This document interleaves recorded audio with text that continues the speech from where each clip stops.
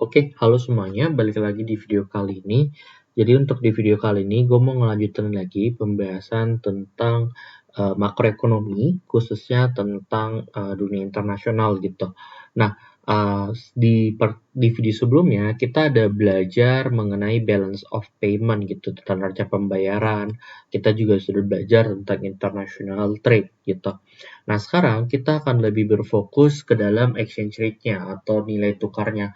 Jadi bagaimana sih suatu negara itu melakukan suatu perdagangan atau suatu transaksi gitu ya, ketika mereka sebenarnya memiliki mata uang yang berbeda.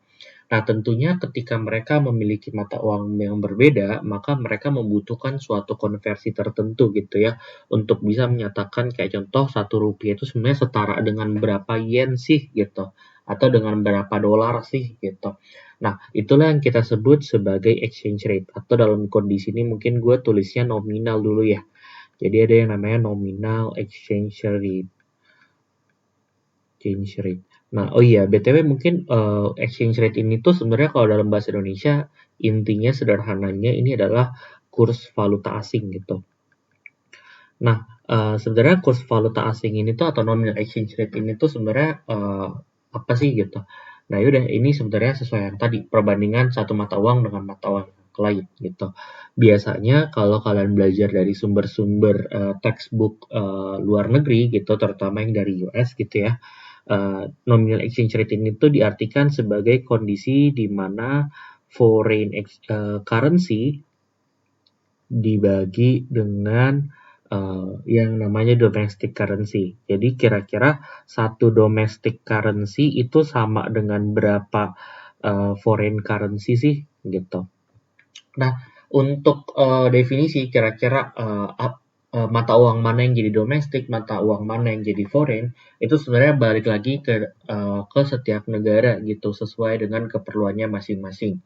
Nah, kebetulan kita itu kalau seandainya di Indonesia, karena kita sebagai negara yang dalam tanda kutip itu negara berkembang gitu ya, dan biasanya melakukan transaksinya banyaknya ke dalam bentuk dolar gitu, maka biasanya lazimnya yang jadi domestik itu tuh adalah mata uang asing. Seperti contohnya ini untuk beberapa kasus-kasus tertentu seperti dolar Amerika Serikat ya gitu atau US dollar gitu. Maka biasanya domestic currency-nya adalah dolar, sedangkan foreign currency-nya itu adalah rupiah. Jadi sederhananya biasanya mata uang nilai tukar rupiah gitu ya, itu diartikan sebagai kira-kira berapa banyak rupiah yang kita butuhkan untuk setara dengan 1 dolar. Makanya rumusnya rupiah per US dollar gitu. Jadi contohnya itu seperti 1 dolar gitu ya, contohnya sama dengan 15.000 gitu. Nah, jadi ya udah untuk setiap 1 dolar itu dihargai 15.000 rupiah gitu. Oke. Nah, sebenarnya nominal exchange rate ini gitu ya, mungkin kalian akan seringlah banyak ketemu di berita-berita ekonomi yang menunjukkan nilai tukar rupiah saat ini. Nah, seringkali mungkin di berita-berita kita tahu ya kayak ada bilangnya nilai tukar rupiah mengalami penguatan atau nilai tukar rupiah mengalami pelemahan gitu, atau ada kalimat apresiasi, depresiasi gitu. Nah, sekarang kita definisiin dulu gitu. Jadi sebenarnya yang namanya nilai tukar ini tuh tidak fix gitu. Dalam kondisi saat ini di Indonesia, nilai tukar ini seringkali berfluktuasi. Jadi mungkin saat ini 1 dolar sama dengan 15.000, mungkin suatu saat nanti ada kondisi 1 dolar itu sama dengan 16.000 gitu. Nah, makanya sebenarnya tipe pergerakannya itu dibagi menjadi 2 kelompok gitu. Kelompok pertama itu yang kita sebut adalah kelompok apresiasi gitu, apresiasi mata uang. Jadi suatu mata uang dikatakan mengalami apresiasi gitu. Nah, ini tuh sebenarnya bahasa lainnya adalah penguatan. Nah, dalam kondisi di Indonesia gitu ya, dengan skala yang kayak gini nih rupiah per US dollar, maka apresiasi atau penguatan rupiah gitu ya, rupiah mengalami penguatan itu kalau seandainya nilai dari exchange rate itu mengalami penurunan. Oke. Kenapa? Karena kalau seandainya ini bayangin 1 dolar sama dengan 15.000 gitu. Ya udah berarti untuk dapat 1 dolar kita harus ngorbanin 15.000 rupiah gitu. Nah, tapi coba bayangin kalau seandainya nominal exchange rate ini turun, jadinya 1 dolar sama dengan 10.000. Berarti untuk mendapatkan 1 dolar yang sama, kita hanya akan mengorbankan lebih sedikit rupiah gitu. Nah itu berarti menunjukkan seberapa rupiah itu tuh semakin lebih powerful gitu dari yang sebelumnya, lebih kuat dari sebelumnya sehingga dia hanya butuh dikorbankan sedikit aja untuk mendapatkan barang yang sama gitu. Nah untuk kondisi kedua itu adalah kalau seandainya suatu mata uang itu tuh dikatakan kebalikannya, depresiasi, atau bahasa Indonesia yang sering kali digunakan di berita-berita adalah kondisi di saat rupiah mengalami pelemahan. Nah, rupiah mengalami pelemahan berarti nilai rupiah itu semakin kurang berarti dari yang sebelumnya gitu, mengalami penurunan nilai. Nah, ini biasanya akan ditandai dengan nilai exchange rate yang mengalami kenaikan. Jadi contoh saat ini mungkin 1 dolar itu sama dengan 15.000. Nah, mungkin di hari-hari esoknya ada kondisi 1 dolar sama dengan 20.000 gitu. Nah, yang berarti nunjukin untuk dapat barang yang sama, kita harus ngorbanin rupiah lebih banyak karena kekuatan rupiah itu mengalami pelemahan. Jadi ya kita harus korbanin lebih banyak gitu. Oke. Nah, jadi di sini udah jelas ya perbedaan antara apresiasi dan juga depresiasi gitu. Nah, inilah yang menjadi salah satu peluang juga gitu. Makanya mungkin kalau kalian perhatikan ada juga orang-orang yang cenderung bergerak dalam bisnis pertukaran mata uang asing gitu. Karena seringkali mereka berusaha untuk mendapatkan keuntungan dari sini gitu. Jadi mereka biasanya bisa untuk menukarkan ke mata uang asing gitu ya. Kalau seandainya nilai tukar saat ini mengalami pelemahan gitu, biar mereka bisa dapat rupiah lebih banyak. Nah, tapi bisa jadi ada kondisi di mana mereka jual ketika nilai mata uang rupiah mengalami penguatan gitu, sehingga dia bisa untuk dapat selisih angkanya lah gitu. Nah, anyway gitu ya, karena kita udah tahu tentang adanya perubahan gitu atau pertukaran dari nilai tukar mata uang gitu ya. Berarti kita mau tahu kira-kira kalau seandainya kita punya sejumlah uang rupiah, kita mau tukarkan ke dolar, kira-kira kita bisa dapat berapa sih gitu. Nah, untuk melakukan itu berarti kan kita harus datang ke yang tadi ya, yang melakukan bisnis-bisnis yang namanya pertukaran mata uang gitu. Nah, untuk itu biasanya di kantor-kantor penukaran mata uang, mereka itu tuh akan menyajikan yang namanya nilai exchange rate atau kurs mata uang yang untuk jual dan kurs mata uang untuk beli. Nah, bedanya apa sih gitu? Bedanya adalah kalau untuk kurs jual ini tuh adalah kondisi di mana kalau seandainya sederhananya ya, ini adalah kondisi saat kita mau menukarkan gitu ya, menukar rupiah dengan valuta asing. Oke, jadi kesannya kita menjual rupiah, maka kita akan pakai standar kurs jual. Kalau kurs beli itu biasanya standar yang akan dipakai kalau seandainya kita ingin menukar valuta asing gitu ya ke rupiah gitu. Jadi contoh kalau seandainya kalian punya uang 100 juta gitu ya. Kalian punya uang 100 juta, ini contoh aja. Gitu. Kalian pergi nih ke kantor penukaran gitu ya.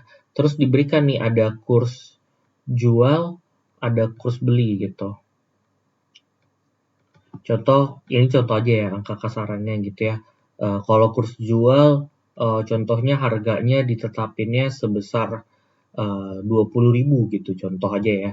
1 dolar sama dengan 20.000. Kurs belinya ditetapinnya dengan harga 10.000. Nah, ini kita jangan bingung gitu antara kira-kira mana yang harus kita pakai gitu. Karena di sini kan kita punya uang rupiah, kita mau tukarnya ke dolar gitu. Berarti kita akan pakainya kurs jual. Sehingga untuk mengetahui berapa dolar yang didapatkan gitu ya, kita akan pakai standar kurs jual.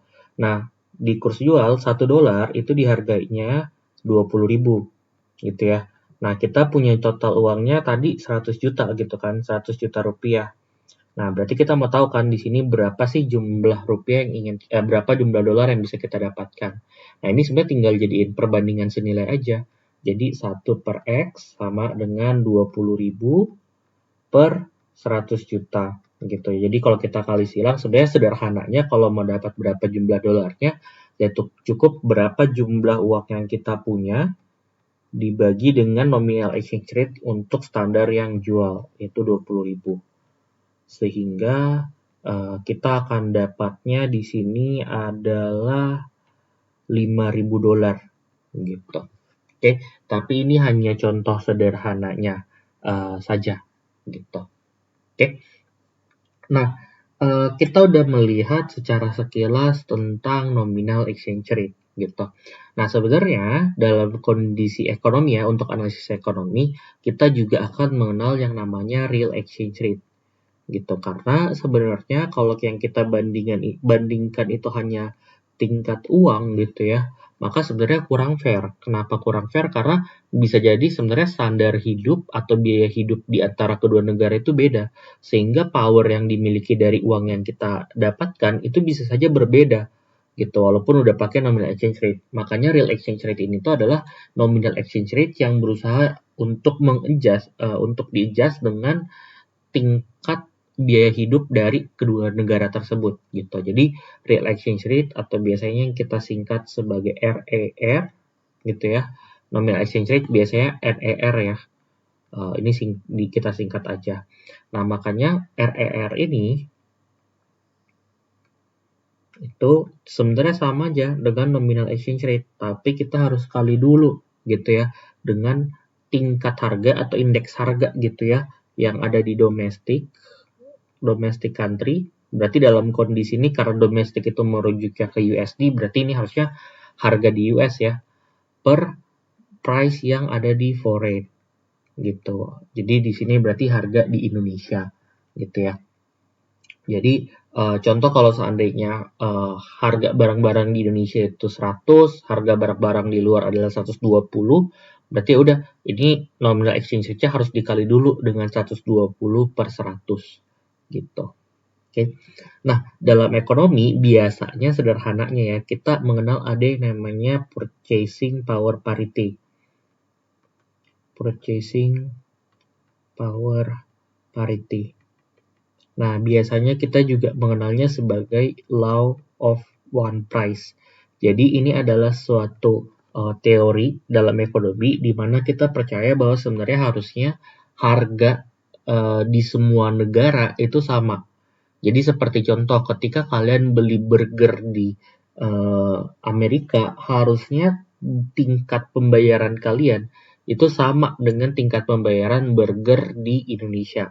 Kenapa? Karena kalau kita pikir secara kasar, kalau burger di Amerika itu lebih mahal ketimbang burger di Indonesia, dengan mengesampingkan adanya perbedaan kondisi geografis gitu ya dengan jarak, harusnya orang-orang itu tuh akan sengaja membeli lebih banyak burger di Indonesia dan sengaja mereka ekspor ke Amerika. Nah, nantinya di Amerika itu dijual dengan harga yang lebih mahal biar mereka bisa dapat untung. Kondisi itu akan secara tidak langsung membuat permintaan burger di Indonesia akan meningkat, sehingga pelan-pelan harga di Indonesia akan meningkat, sedangkan penjualan di US untuk burger akan mengalami kenaikan, sehingga adanya kenaikan penawaran akan menurunkan harga burger di Amerika. Nah, pelan-pelan jadinya harga burger di kedua negara itu tuh ujung-ujungnya akan menjadi mirip atau setara gitu. Nah, itulah yang disebut sebagai law of one price. Sehingga sebenarnya kalau berdasarkan teori tadi ya, ini tuh teori yang percaya bahwa sebenarnya in the long run, dalam jangka panjang kalau itu berlaku, maka harusnya real exchange rate itu nilainya 1. Karena kemampuan bayar satu negara harusnya sama dengan kemampuan bayar negara lain. Gitu. Oke. Nah, implikasinya apa sih kalau RER ini tuh 1 gitu. Nah, kita balik dulu nih sebenarnya ke persamaannya. Jadi 1 sama dengan RER dikali price domestic per price foreign. Mungkin di sini gue ganti aja ya langsung ya, domestiknya berarti harga di US sama harga di Indo gitu ya. Nah, sebenarnya ini kalau seandainya kita sederhanakan, kita bisa dapat berarti price Indo itu sebenarnya sama berarti ya, sama NER gitu ya, dikali dengan price dari US. Oke, sehingga secara tidak langsung gue bisa bilang NER atau dalam konteks ini tuh berarti adalah rupiah per US dollar gitu ya. itu sebenarnya sama dengan price di Indo per price di USA. Nah, berarti secara tidak langsung gue bisa bilang dong sebenarnya kalau harga di Indonesia itu mengalami kenaikan, dengan asumsi bahwa harga di US tidak mengalami kenaikan, maka secara tidak langsung nominal exchange rate itu tuh akan mengalami peningkatan. Di mana sebelumnya kita tahu kalau exchange rate mengalami peningkatan, berarti secara tidak langsung kita bisa katakan rupiah mengalami depresiasi. Nah, masih ingat kan kalau seandainya harga mengalami kenaikan, harga-harga barang umum ya, kalau naik berarti apa? Ya, betul. Itu adalah inflasi. Berarti secara tidak langsung dengan kerangka ini, kita jadi tahu satu hal bahwa ternyata ketika terjadi inflasi, salah satu dampak yang negatif yang terjadi juga adalah rupiah akan mengalami pelemahan. Gitu. Oke. Nah, terus berarti secara tidak langsung ketika kita melakukan suatu perdagangan internasional gitu ya, berarti harga yang berubah dari suatu negara gitu, itu bisa jadi mempengaruhi perekonomian dari negara yang lain juga. Karena dengan secara tidak langsung bisa katakan kalau harga US mengalami kenaikan gitu ya, maka yang terjadi adalah nominal exchange rate akan mengalami penurunan, ya kan? Karena nominal exchange rate turun, berarti secara tidak langsung bisa gue katakan inflasi yang terjadi di US itu menyebabkan rupiah mengalami apresiasi atau penguatan mata uang rupiah gitu. Oke. Nah, sekian dulu sebenarnya video kali ini untuk nilai tukar. Gue kira videonya juga udah cukup agak panjang. Nanti di next video kita akan bahas lagi sebenarnya tentang exchange rate gitu. Tapi kita akan lebih fokus untuk melihat apa sih sebenarnya dampak yang tercipta jika seandainya rupiah mengalami apresiasi ataupun rupiah mengalami depresiasi gitu. Oke. Nah, I think itu aja. Sekian untuk video kali ini. Thank you for watching. Kalau ada yang mau ditanyakan, boleh langsung ditanyakan. Oke, thank you semua.